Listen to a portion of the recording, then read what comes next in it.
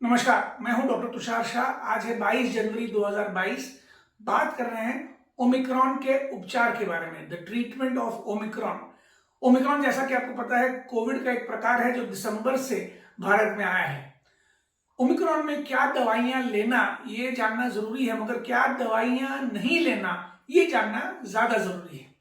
Omicron, जैसे हर एक Covid में कहता हूं, ओमिक्रॉन में एंटीबायोटिक्स नहीं लेना है।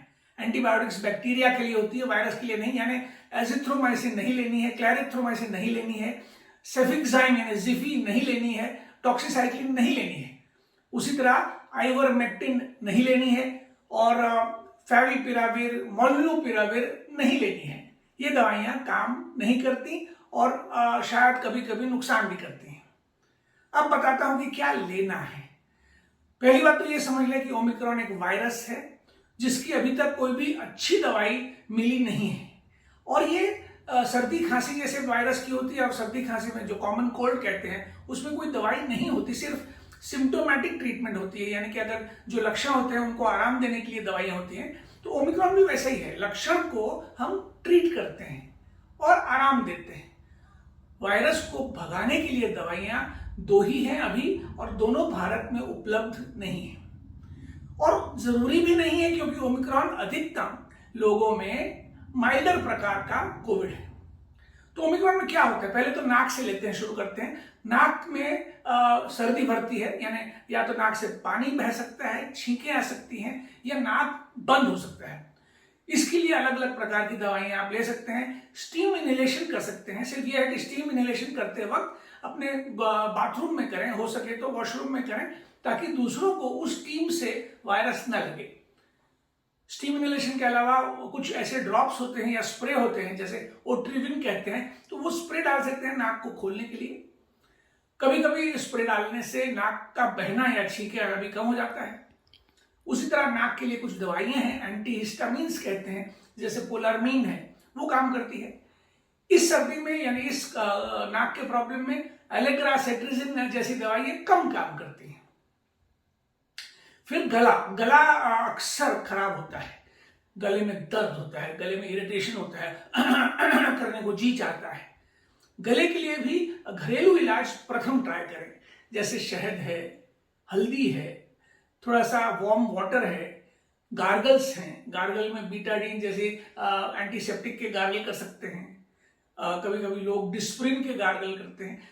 तो गले के लिए सूथिंग जो भी आपको लगे वो कर सकते हैं। दवाइयों में गले के लिए सूथिंग बहुत सारी दवाइयां नहीं है। हम लोग कभी कभी सिरप देते हैं, कभी कभी म्यूकेन जेल जैसा लोकल एनेस्थेटिक जेल देते हैं, जिसमें थोड़ा सा सूथिंग मिलता है।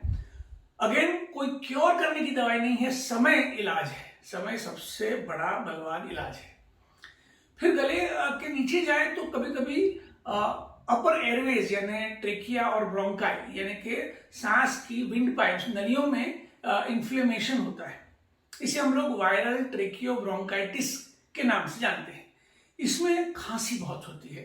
अगर गला खराब हो तो खांसी नहीं होती, गला दर्द करता है, लेकिन अगर ट्रेकियो ब्रोंकाइटिस हो तो बहुत खांसी होती है। कभी कभी इतनी खांसी होती है कि थक जाते हैं। ये खांसी बुखार के जाने के बाद भी रह जाती है। तो इस खांसी के लिए हम लोग अक्सर या तो स्टीरॉयड के इनहेलर देते हैं, या हम लोग अस्थमा में जो दवाइयां दी जाती हैं वो देते हैं, या नेबुलाइजेशन देते हैं। तो ये खांसी थोड़ी सी मुश्किल जरूर है, मगर इसका इलाज कुछ हद तक हमारे पास है। खांसी के लिए कई सिरप्स दिए जाते हैं।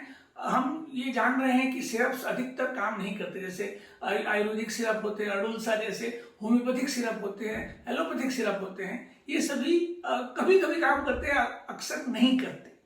तो ये हो गई खांसी की बात। तो ये जो मेन सिम्टम्स हैं, ये अपर एयरवेज यानी विंड पाइप्स की सिम्टम्स हैं, सांस की जो नलियां हैं उनकी सिम्टम्स हैं।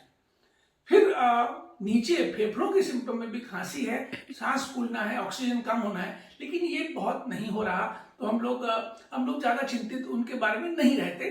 फिर भी अगर आपकी उम्र 80 के ऊपर है तो आपको ये जरूर देखना है कि अगर 3 दिन से ज्यादा बुखार चले तो ऑक्सीजन कम हो सकता है, और ऑक्सीजन पल्स ऑक्सीमीटर से नापते रहें। तो ये है अलग अलग चिन्ह। अब थोड़ी सी बात ये कर दूं कि स्पेसिफिक दवाइयां क्या होती हैं। हम एंटीवायरल ट्रीटमेंट देते हैं। जो दो मुख्य दवाइयां अभी बिल्कुल पूरी तरह से अप्रूव्ड हैं वो है एक मोनोक्लोनल एंटीबॉडी कॉकटेल जो यहाँ नहीं मिलती। वो कॉकटेल नहीं है, एक ही दवा है जिसको सोट्रोविमाब कहते हैं, और एक है पैक्सलोविड जो गोली है। यहाँ जो मोनोक्लोनल एंटीबॉडी कॉकटेल मिलती है वो दो दवाइयों का मिश्रण है, इसलिए कॉकटेल कहा जाता है।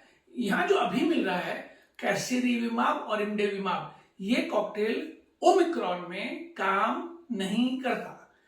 अक्सर आपको कहा जाएगा कि आप ले लें क्योंकि आपकी उम्र ज्यादा है, शुरुआत में के दिनों में ही ले लें 3-5 दिन के अंदर, मगर ओमिक्रॉन में ये कॉकटेल काम नहीं करता। और डेल्टा अब बड़े शहरों में कम से कम नहीं है, नहीं के बराबर है। और दूसरी जो दवाई यहाँ पे मिलती है जो हम लोग अक्सर अस्पताल में यूज करते थे, अब घर पे करने लगे हैं, वो है रेमडेसिविर। कभी कभार हम रेमडेसिविर बुजुर्गों को देते हैं, जिनको बहुत हाई रिस्क हो उन्हें देते हैं, जिनका बुखार 3 दिन से ज्यादा चल रहा हो उन्हें देते हैं। जो इंजेक्शन वहाँ नहीं, जो मोलनुपिरेविर वहाँ मिलती है, मोलनुपिरेविर एक कैप्सूल है जो अब यहाँ मिलने लगी है, 13-14 कंपनियां बना रही हैं, वो भी डेल्टा के लिए बनी थी। और डेल्टा के दफन होने के साथ साथ मोलनुपिरेविर को भी दफन होना है। मोलनुपिरेविर किसी काम की ओमिक्रॉन में नहीं है। तो ये है कोविड का उपचार, उसका इलाज, उसकी ट्रीटमेंट। बहुत बहुत शुक्रिया।